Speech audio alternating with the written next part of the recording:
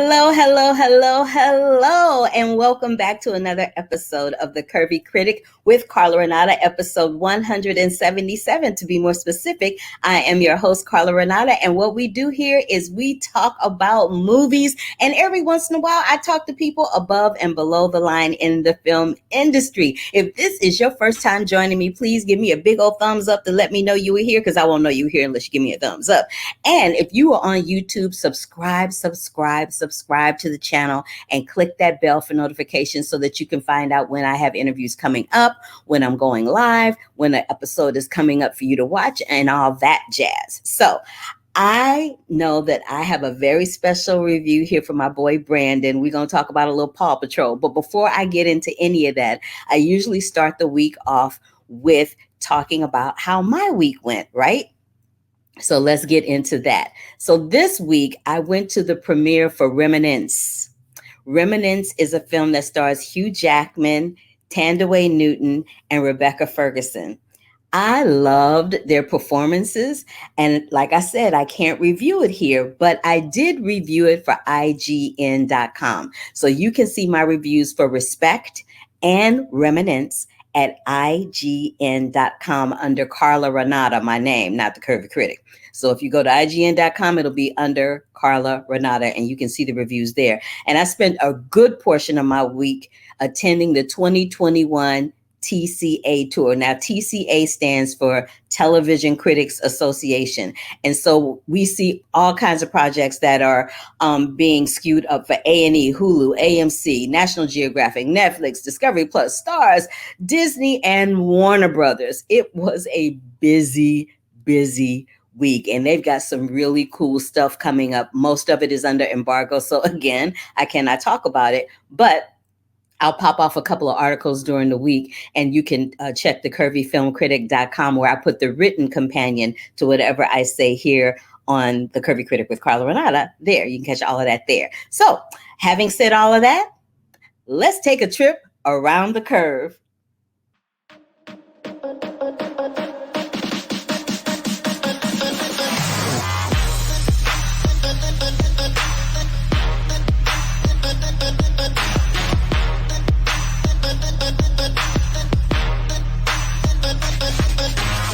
Prayer warriors, do your thing. Reverend Jesse Jackson and his wife Jacqueline were hospitalized over the weekend for testing positive for COVID. Prayers up. Demi Singleton from King Richard and Godfather of Harlem has signed a deal with M88 for representation. VidCon 2021 has been canceled due to a spike in COVID, marking the second straight year the major convention has had to been scrapped due to the pandemic. Anthony Mackie has closed a deal to star in the fourth untitled Captain America movie written by Malcolm Spellman. 30 for 30 podcast in association with The Undefeated will debut all 4 episodes of The King of Crenshaw Monday, focusing on how the late Nipsey Hussle's life, death, and legacy deeply impacted the sports world. Hotel Transylvania 4 skips theaters for streaming. Will Smith's Westbrook Studios has signed a 5-year first-look deal for unscripted content with Nat Geo. Stand Up to Cancer honored our beloved Chadwick Boseman with a special tribute from his wife and host Anthony Anderson. Brian Cox and Cinqua Walls have signed on to star and executive produce Mending the Line. Make some noise and sing your hearts out when Trolls Topia returns for a 4th season September 2nd on Peacock and Hulu.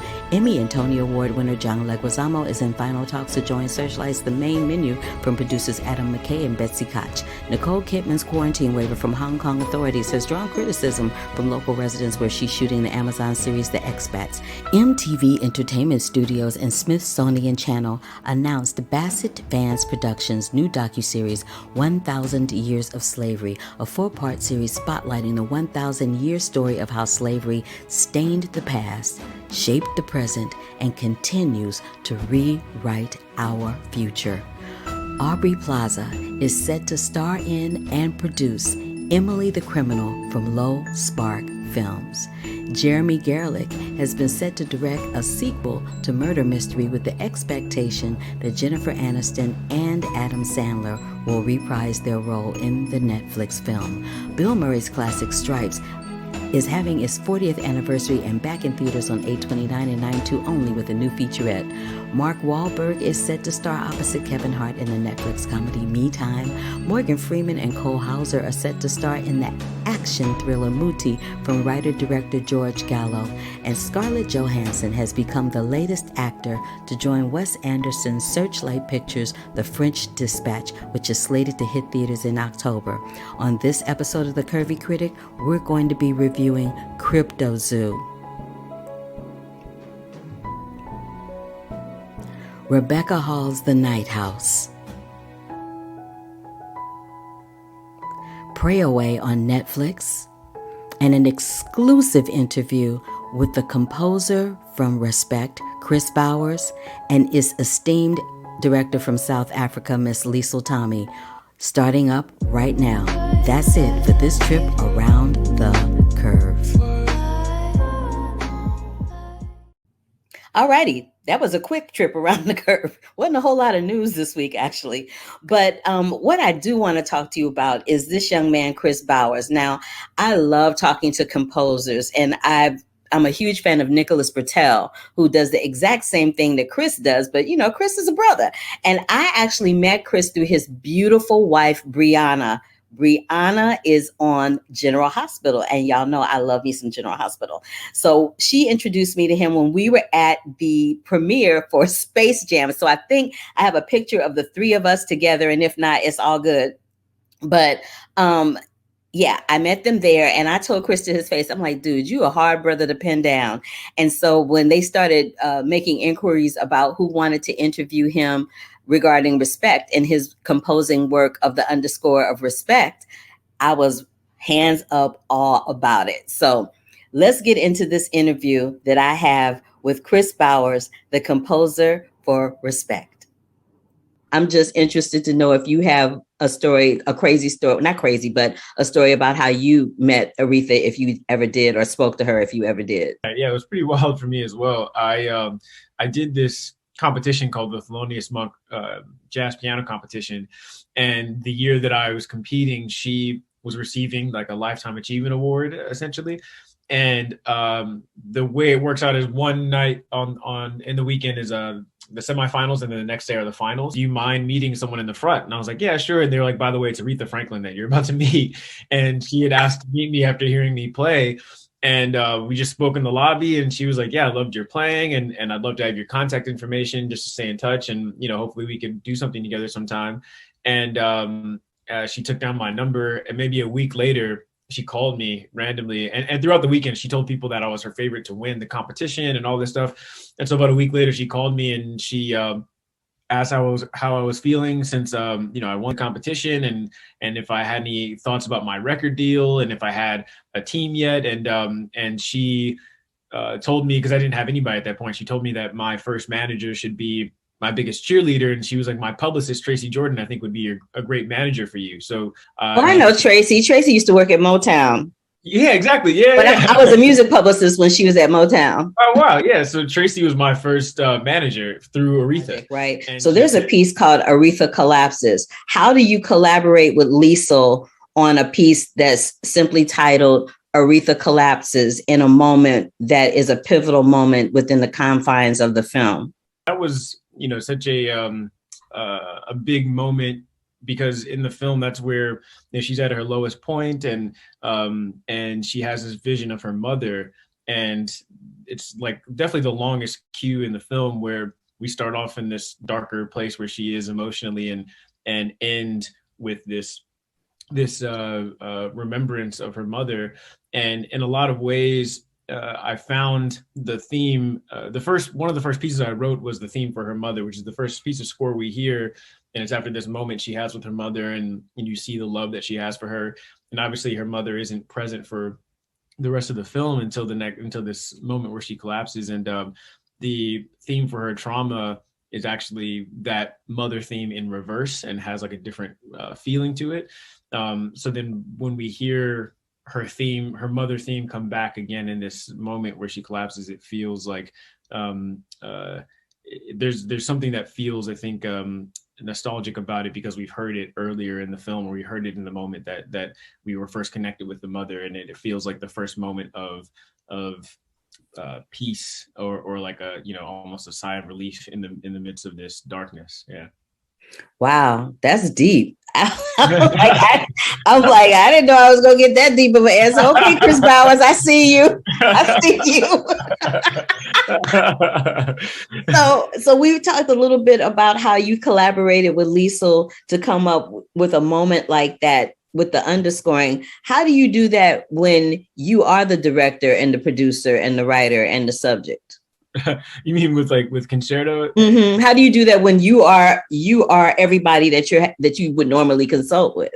One, it's a bit tougher. I think that was why it was also helpful having a collaborator on that, and my co-director Ben, as far as, you know, reminding me what would be helpful emotionally throughout the arc of the film. But I think that with that piece, it was also a little easier because it was focusing on my grandfather. So it wasn't really so much of my own story as much of it was, you know, paying homage to him, and in a way saying thank you to him.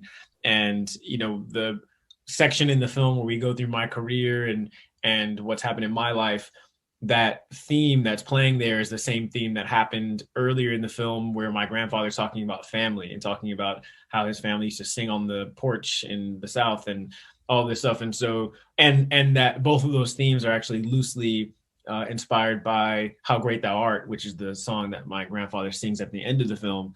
And so that was the original idea, was knowing that we were going to end with How Great Thou Art. And for me personally, knowing that how much that song means to my grandfather, and how much, you know, he that's like his go-to song anytime he has to sing in church or sing somewhere. And so, you know, when we were looking at the film and looking at this moment where he's talking about singing with his family, I immediately came up with this idea of how I could get the feeling of How Great Thou Art, but in something that felt a little bit more cinematic. And then when it goes to the section about me, what was actually helpful is that Ben suggested that I just play that piece without looking at the video, without looking at the picture, and just play the piece emotionally, you know, as this kind of sense of gratitude that we had talked about. And then he and the editor would work to cut the picture to the music to make it fit essentially, which is really helpful for me, because I think that if I had to score my own like life and those images of my life, I think it actually would have been much more difficult. And so it was easier for me just to like play this piece of music, thinking about my family and thinking about my grandfather and thinking about that love essentially, and then have Ben and our editor Lucas cut it all together. How do you jump from, because your stuff is all over the place. You did Bridgerton, you did Mrs. America, you doing Space Jam, you doing When They See Us, you do all these different things, and they all have a different feel and a vibe to them. What kind of music and what kind of vibe did you go to in collaborating with the director for King Richard?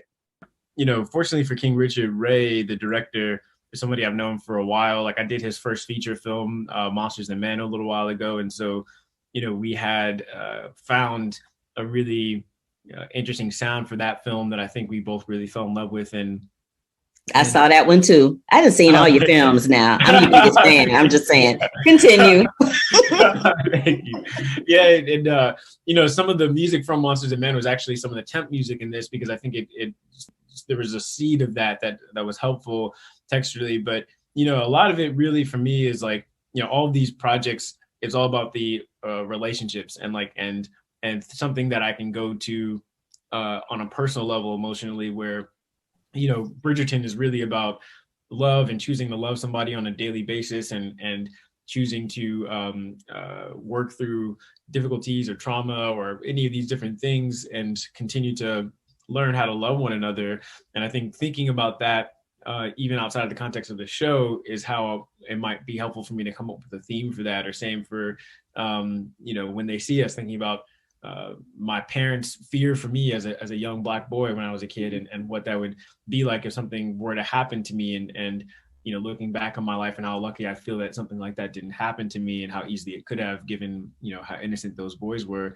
And then with King Richard, it's really, you know, thinking about how much, again, my family has sacrificed for me, I think was something that was really helpful. That, is really in line with Richard's story, and what he did for those girls. But I think also just like in our community is something that is seen time and time again, how many people in older generations are just kind of moving through life with this stoicism and taking things on the chin and just trying to make the things better for the next generation. And I feel like between Richard and Oracene, their mother, it was something that I could immediately relate to. And also just, thinking about what it means for this young girl coming of age. I feel like it's interesting that a lot of my process actually comes from when I worked with Kobe for a while. And one of the things he told me when we first started working together on his documentary Muse, he was like, I want you to think of this project and think about all these things that have happened in my life, but think about what these things mean for you in your own life, and what it reminds you of in your own life and your own struggles and your own journey, and write from that place. And if you write from that place, it'll be good. And I feel like I've taken that ever since then, and thought of all the projects I've worked on where, I obviously wasn't a young Black girl playing tennis, but I feel like, looking at how it feels to work really hard at something when you're younger, and be really gifted at something, and then have to work to make it your own thing, and take on that responsibility, and all those things I think are things that I could at least emotionally empathize with. Yeah. Well, Kris, this, I'm a friend and a fan. And just to quote your grandfather, how great thou art, how great thou art. Thank you, Kris. Thank you so much for finally talking to me. This was wonderful. I'm so excited. And the people that watch the Curvy Critic are going to love this. Thank you. Yeah, thank you so much. And Brianna says hi, by the way, too. Oh, yeah. Give your boo a hug for me. Tell Brie I said, what's up? All right. Bye. They are like my personal, little chocolate Prince Charming and Cinderella, Brie and Kris. I kind of love them. But again, thank you so much for doing that interview with me, Kris Bowers. If you guys have not seen Space Jam Legacy, When They See Us, Bridgerton, I can't imagine that you haven't seen any of those projects. And you be on the lookout for King Richard, the new Warner Brothers film with Will Smith that Kris also scored. So, and Respect is in theaters now. All right. So having said that, later on in the show, we have another interview with another Respect alumni, and that is with the director, Liesl Tommy, but we'll talk about that in a minute. Right now, we're going to talk a little Paw Patrol. This is Brandon's jam. So, I got to talk about some Paw Patrol. So Paw Patrol is directed and written by Carl Brunker. It's for Paramount Pictures. It's in theaters right now. So this is what happens when Paw Patrol's biggest rival, Humdinger, becomes the mayor of Adventure City and starts wreaking havoc. Ryder and the gang kick into high gear and face the challenge head on. Is voiced by Ian Armitage, Marseille Martin, Yara Shahidi, Kim Kardashian West. Yes, she is voicing a character in Paw Patrol. Randall Park, Dax Shepard, Tyler Perry, and Jimmy Kimmel, and introducing Will Brisbane. This is what is wonderful about Paw Patrol. I tell y'all all the time, anything involving talking babies and talking animals, especially talking dogs, I am all in. But the biggest lesson that the kids will get when they watch this, it's a great lesson in confronting the past and overcoming fear, and how fear can paralyze you. I love that lesson was in this film. I love the soundtrack. There were some great puns like off the leash, all bark and no bite, his leash is in a knot, which made me laugh out loud. I know it's corny, but it was funny to me. And these dogs, the Paw Patrol, they're like the A-team of dogs. If you don't know what the A-team is, go look it up. It's an old drama action adventure series from the 70s. But this Paw Patrol, they're like the A-team of doggies. I love them for that. It's like the Chipmunks had Alvin, the Paw Patrol has Ryder. So it was a lot of fun. And y'all, there's so much drama going on right now that sometimes you just want to laugh and look at some talking dogs and babies. So if that is where you are right now, where I'm living right now, go see Paw Patrol. It's in theaters right now. No Man of God is this film that centers around Ted Bundy and the person that interviewed Ted Bundy a couple of nights before leading up to his execution, I should say. It's for RJLE Films. It will be in theaters on August 27th, and it's directed by Amber Sealy. It stars Elijah Wood as Bill Hagmaier and Luke Kirby as Ted Bundy. In 1984, President Reagan announced the establishment of the National Center for the Analysis of Violent Crime, right? So he created 5 full-time positions for FBI profiles, and they all got assigned some kind of serial killer case. Special Agent Bill Hagmaier was one of the ones that was selected, and he decided that he wanted to take on the Ted Bundy case. The film is inspired by FBI transcripts, recordings, and recollections of Bill Hagmaier, who is now retired. He's been retired for 40 years and is living his best life with his wife. But it deals with this complicated relationship that he formed with Ted Bundy during his final years on death row. There's a bunch of cat and mouse scenes that are extremely intense, and Wood and Kirby handle them like a champ. They handle that dialogue like a champ. And the way that it's edited and cut together is really interesting, and it had me riveted. I was all in. But I believe, and I could be wrong, but I believe that this is the first time a woman is directing subject matter on Ted Bundy. Usually when it's a film about Ted Bundy or dealing with serial killers, it's always a dude that is directing those types of films. This time, my girl is doing it, and I think she did a really good job. I really do. She uses the imagery and the archival footage of cutting back and forth between the present. And usually when she uses that archival footage, it's really rapid pace, and it usually leads up to some really intense scene that's about to happen. But I love the imagery of her. There was a close up of a man's arm and the hair standing up on the arm, or a woman who's pulling up her nursing stockings. And all of this stuff is in between these interviews with Billy. Ted Bundy was sick. There is no doubt about it. And when he was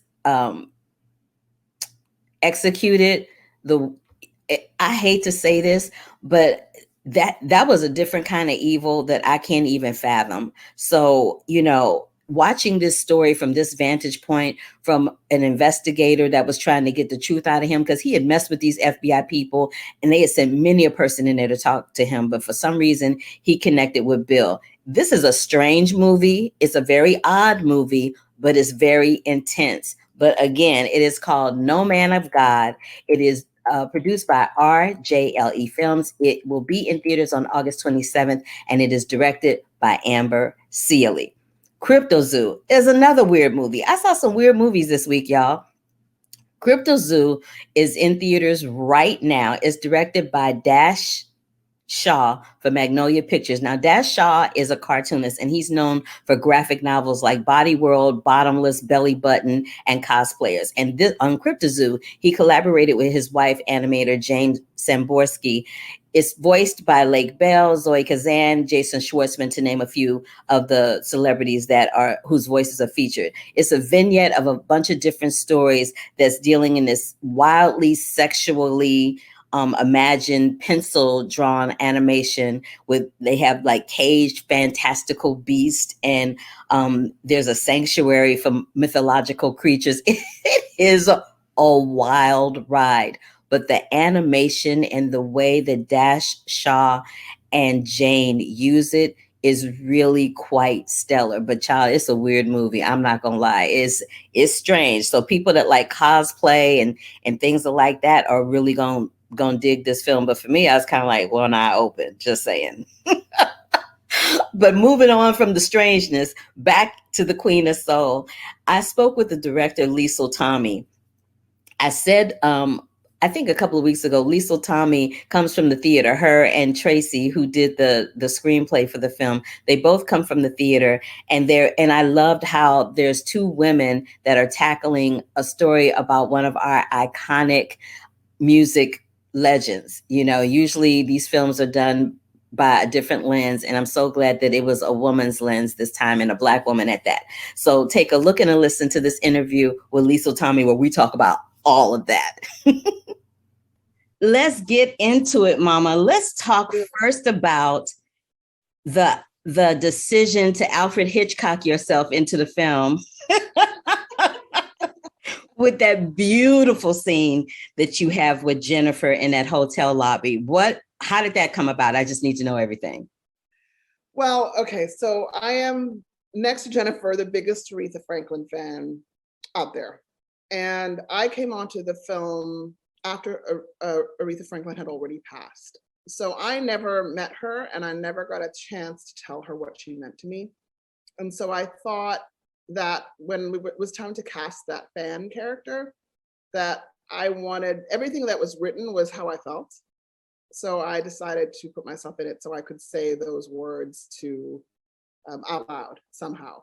And I don't know, saying it to Jennifer, playing Aretha made me feel like I said it to real Aretha Franklin.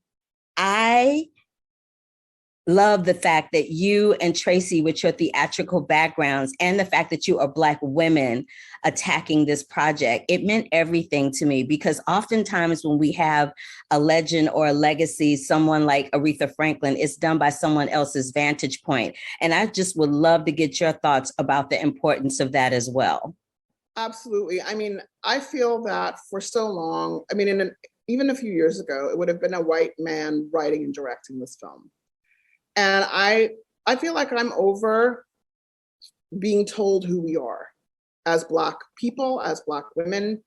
And I felt like when they brought me on to direct it, I knew that I wanted to bring Tracy, who I've worked with a lot and who has grown up in the Baptist church. Her father was a preacher, her grandfather was a preacher. And you can't do an Aretha Franklin story without it being steeped in authenticity.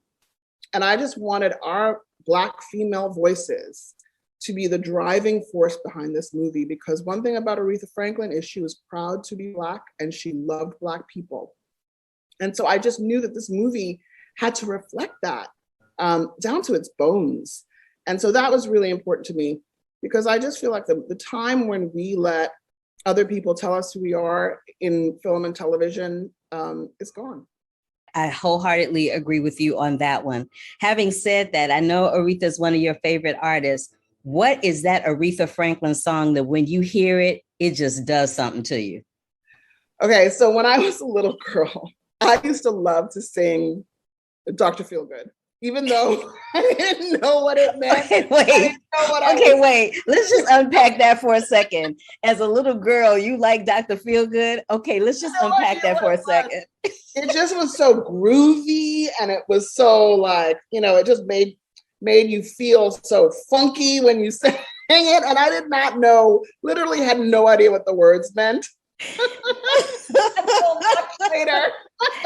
That is comedy on a whole nother level. Okay, let's move forward from the decades of being a little girl. And now that you are a fully formed woman, what is the Aretha Franklin song that does it for you now? For me, it's Ain't No Way. And it wasn't originally part of our song list for the film. But then when I was rehearsing with Jennifer, well before, I found out that she also loved that song. And I thought, we're going to figure this out. So I asked, them to get the rights to it. I talked to Tracy, and we figured out how to make it work inside of the film. And it is my absolute favorite song. And that sequence is my favorite sequence in the film. I just love it so much. Yes. Now, I'm gonna flip back to the theater background again. Is this one of the reasons why the cast is so strongly laden with like Tony nominated and Tony Oscar winning actors? Because there wasn't a weak link in the bunch. No, I don't believe in weak links. So I kind of love you. Like, I need to talk to you again, like for an hour at some point. You're hilarious. I mean, I do come from the theater. I did a lot of years working in the theater. There's two things. One, I knew that I wanted everybody to sing live in this movie. Jennifer has the vocal chops to do it. And I know from doing musicals and theater that the live performance does not compare. The emotional intensity that you have to achieve when you're doing an Aretha Franklin movie in music had to be live. And so that meant that everybody who sang had to be able to sing and act. And so that's why I looked to my old friends on Broadway, because I knew that they would be able to deliver a song live as many times as I needed them to, as well as act. And that's where you get Heather Headley and Audra McDonald and Titus, who I've known for a very long time. and the wonderful actresses who played her sisters, also, wonderful theater actors. And so for me, that was it. That was a no-brainer. And I also felt like Aretha Franklin had such class and taste, and she was so cultured that the film had to reflect that. She was the best of us, and I wanted the best of us in that film. Ooh, very well stated. Unlike the other project, you end with her going into the Amazing Grace concert. What was the decision to end her story there and just have a few little liner notes at the end of the film, as opposed to delving into some other areas? Because in this particular feature film, we see a side of the personal life of Aretha Franklin I don't think most people knew. Like, I don't think people knew that she, had a little nipty nip from time to time to curb them demons. Everybody knew about that relationship, that contentious relationship with her father. And you can see just how contentious, that relationship is with her father. If you watch that Amazing Grace documentary, you can see the tension between her and Reverend C.L. Franklin in that documentary. You see the difference of her singing when he's not there and when she's singing when he is there. So I just wanted to know why you decided to end with that. Well, that was one of her most successful albums. And when I pitched my idea for the film to the studio and the producers, I said that I wanted the film to begin in the church and end in the church, because I felt like that was a really deep examination of her journey. And I also said I did not want it to be a birth to death film, because I feel like when you see movies like that, it all feels rushed. You have to get all the events in, and then I don't feel like you can really spend time with the character. And I wanted it to be intimate. I wanted us to feel like we were in her life and we really got to know her as she made these complicated decisions, as she grew from a girl into a woman. And so that's why I was like, it's not going to be the whole thing. And I also felt like that album was one of her most triumphant moments. And I wanted to end the film on a triumphant note. I wanted it to be inspiring. I wanted us to feel like, I want to know more about her. I want to go away and listen to her music and learn more about her. That's why. Well, Liesl, I was so excited to see if you don't know anything about me, I hope that you remember this about me and going away from this conversation. I am a huge proponent and cheerleader for female filmmakers, regardless of what lane or color or background they come from, because I think our voices are important. I think that a big megaphone needs to be, and a big spotlight needs to be shed on it to show that, we can hang in there just as tough as the dudes, and in some cases, even better. Oh, yes, absolutely. I so appreciate you. And the fact that you are out here illuminating our voices. We need you. Thank you. I appreciate that. Thank you so very much for taking time to talk to me today. You were a hard one to get down, honey, but I got you. I'm so glad that we did it. I really am. And I look forward to speaking to you again. I do too. Thank you so much. Bye-bye. Bye. When I tell you I felt like we were friends and that I had known her for decades, I really, really enjoyed the conversations that I had with both Liesl Tommy and Kris Bowers. Again, Respect is in theaters right now. All right, so Pray Away. Pray Away is this film that's streaming on Netflix right now. It's directed by Christine Stolakis. Now, when I saw this film, it's a documentary. I was immediately reminded of a film I saw a few years back called Boy Erased. It stars Lucas Hedges, and it's based on the life of Gerard Connolly, and the script was drafted by Gerard or Garrett. I want to say Garrett. I know I'm pronouncing his name wrong, but it's been a minute. Him and Joel Edgerton did the script, and it starred Nicole Kidman too, about conversion therapy, which I think is and excuse my French, the most asinine thing I've ever heard of in my entire life. It's just dumb. Like, how are you going to just pray the gay out or skeet the gay out of somebody? It don't work like that, okay? But this documentary deals specifically with some former members, of the Pray the Gay Away movement, and they contend with the aftermath that unleashes by their actions while a survivor seeks healing and acceptance for more than a decade of trauma. there's a group called Exodus that started in 1976, which is the impetus for this film. And it was a ministry that was developed to help those wanting to move away from homosexuality with gay teachings. The more I watched this, the more pissed off I got. I don't. Restore Hope Network is a network of ministries to share how to leave homosexuality. So Exodus and Restore Hope Network is what this film is centered around, and the people that were in this. And it deals with how some people handled it well and some people didn't. And it also sheds light on the fact that over 700,000 people have gone through some form of conversion therapy in the United States alone. And a national survey found that LGBTQ youth that experienced conversion therapy were more than twice as likely to attempt suicide. If you think that being gay is a lifestyle or that is something that can be prayed away, you more than anybody need to watch the Pray Away documentary, because that's some mess right there. And thank you so much to Netflix and to the director, Christine Stolakis, for bringing this to light and shedding a spotlight on it. I can't talk about it enough. I don't know why would somebody think that any individual would want to be bullied for who they want to love? Child, please don't let me get off my soapbox, because I'm already heated.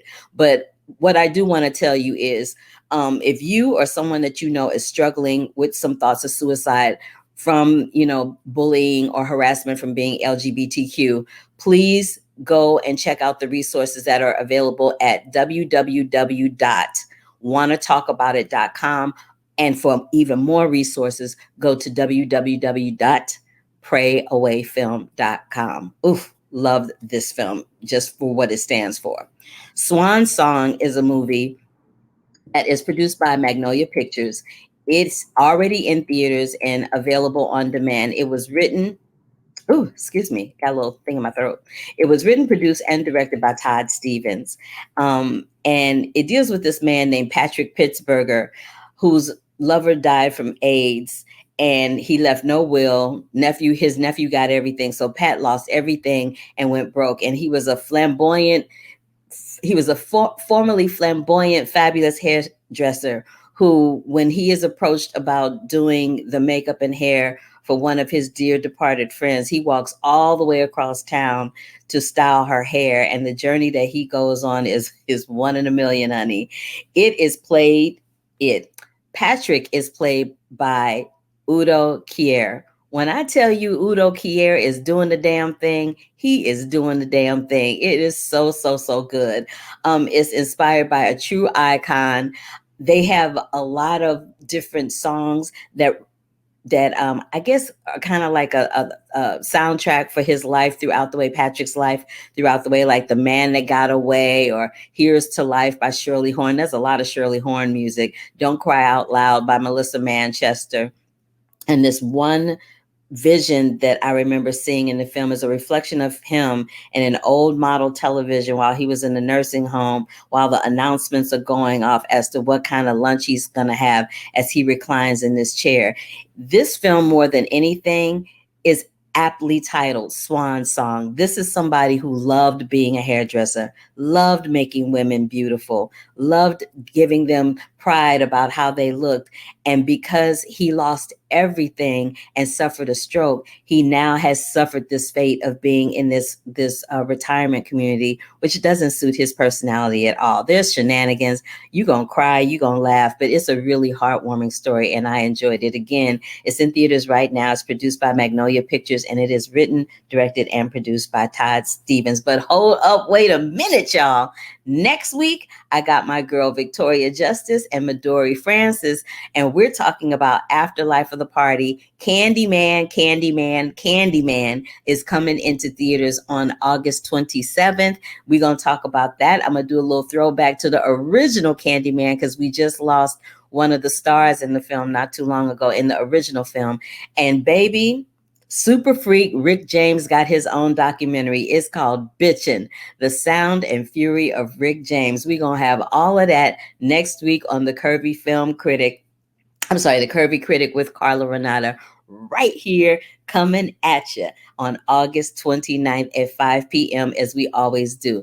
Again, if this is your first time joining me, please give me a big old thumbs up to let me know that you were here. Click that bell for notifications and subscribe, because I got some real goodies coming up for you in the next coming weeks. And we're about to get into award season. So the Toronto International Film Festival is coming up too, and I'll talk all about that. But until next time, love, peace, and hair grease, and I'll see you on the flip side. Deuces.